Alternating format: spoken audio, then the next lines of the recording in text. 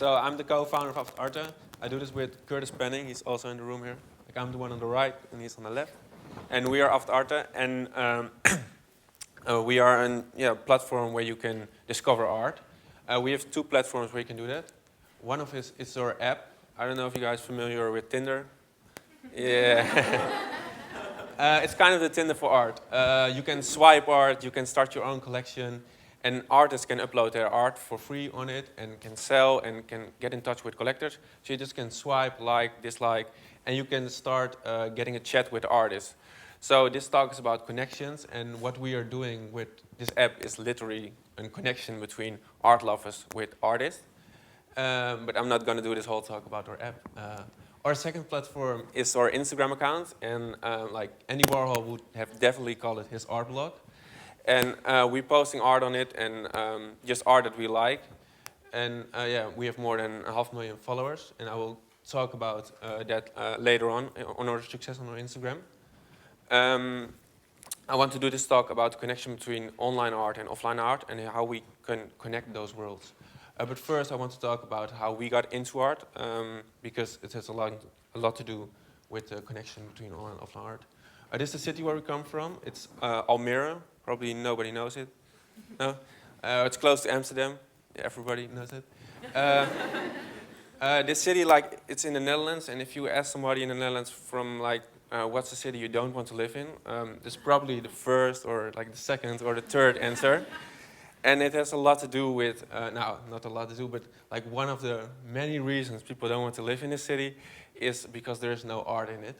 It don't have museums, it don't have galleries, it don't have art schools, like it's nothing compared to London. And so we both come from the city, and we don't grew up with art because we didn't get in touch with it. But we got in touch with hip-hop music. We listen a lot to hip-hop music, and that's how we got into art. My favorite artist is Kanye West, and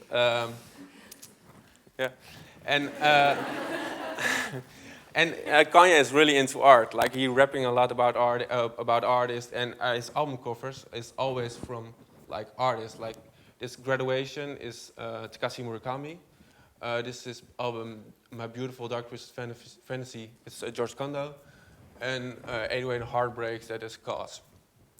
So I'm getting into art because of, like, Kanye is rapping about it, and I think, like, if Kanye thinks it's cool, like, it's probably his cool. And he was rapping about all these artists, and I was getting into art and searching for artists. And in 2013, Jay-Z made a song, Picasso Baby. You can see it here. It was in the Pace Gallery in New York. It was the video with Marina Abramovic. And in this song, he's rapping about all those artists in art history, like Francis Bacon, Basquiat, George Kondo, and rappers really like to rap about expensive things that they own. So art is a really good subject to do that for. And he was rapping like, I want a Rothko, and I was like, I want also a Rothko. But I didn't know what it was. I think maybe it was like an expensive watch or like a champagne brand. And I was looking for Rothko, and I was like, oh, that's really cool. And in the Netherlands, there was just an exhibition about Rothko. It was not in Almere, but it was in a different city. And I was really amazed by all those artworks, and I was really getting into art. And me and my co-founder were thinking, okay, if you're rapping about I want a Picasso, and we can't afford a Picasso, so how maybe there's a Picasso in this generation that we maybe can buy. So we started looking online for all those artists from this generation, and we still couldn't afford those works, but we made a document with all those artists and all those artworks, and we had so many artworks in the document, so we started blogging about it. We first started on Tumblr, and later we started on Instagram, and we really started getting really big, so it's how it looks like on Instagram.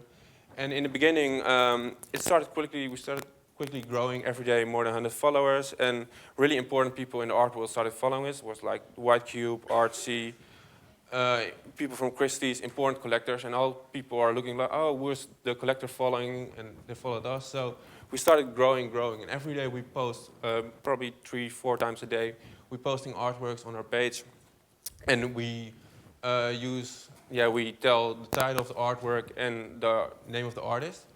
And start really growing, and these are like impressions a month. We got more than 32 million impressions a month.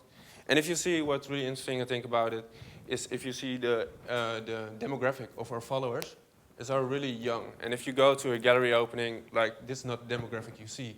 Like, so I think we really prove that we can reach the youth with art, and people are really interested in art. But people don't really, from our age, really don't want to go to a gallery because you can feel really uninvited. Like, there's someone old most of the time looking at you like, what are you doing here? Like, you can afford those works, so go away. That's not what they're thinking, but I get that feeling. And I think a lot of people have that. So on Instagram, you don't have this feeling. You really feel comfortable. You really feel comfortable by just in your bed or like in your room and going to all those galleries and searching for artists. It's really easy. Instagram really lowers the barrier to finding art. And I want to give you an example of that. We posted the Team Lab exhibition. Like someone, Noriko from Team Lab is here. So it's really cool. And it was at the Pace Gallery in London, and we posted a video of it. And as you can see, like, people are really commenting under the post, like, can we go see this, please? And I want to die. I don't know if that's good. Maybe Noriko can tell something about that. It's not. But people are really commenting a lot, let's go. And these are probably the people that don't walk about Mayfair and going into galleries, but they discover it online. They discover it through our brand, through our page. And so they want to experience art in real life. And I want to give an art example like this, a Rothko painting. And if you see like a Rothko painting on your phone, it's very different than if you see it in real life. Because I think you have to, if you want to experience art, you have to see it in real life. And that's what like internet can, that can give you that. So even in, like on this big screen, a Rothko, like it don't look really good, and you don't get the experience if you see it in real life.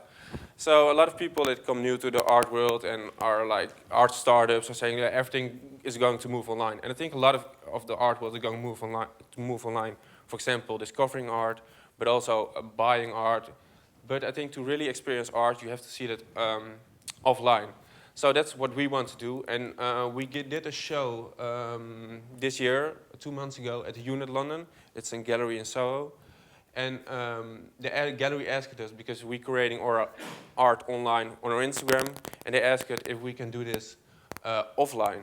So we gave a show in the Unit London, and the owners of those galleries are also really young and really aware of social media and how they know how to use it.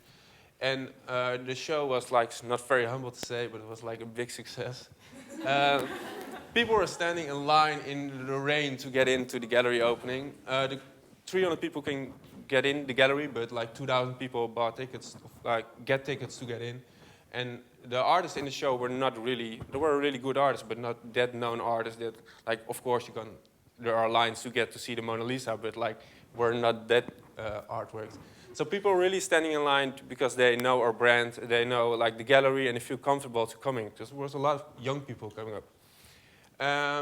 And we sold like most of the works already before the show because we posted on Instagram. And also the PR of the show was really good. Like the New York Times wrote about it. I love the title, like Art Market Miles Gold on Instagram. The Financial Times wrote about it, the ArtNet wrote about it.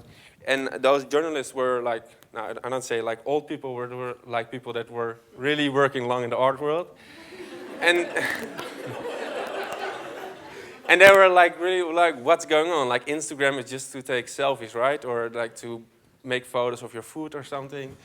And what are these guys from like 20 years old like doing? And how do they give a show? And are people standing in line to get in? And like they sold a lot of works. And like the Financial Times were like writing about like how like people, influential people like Brett Grovey, Simon de Purry, and like Hans Ulrich are following us. Like, what is going on?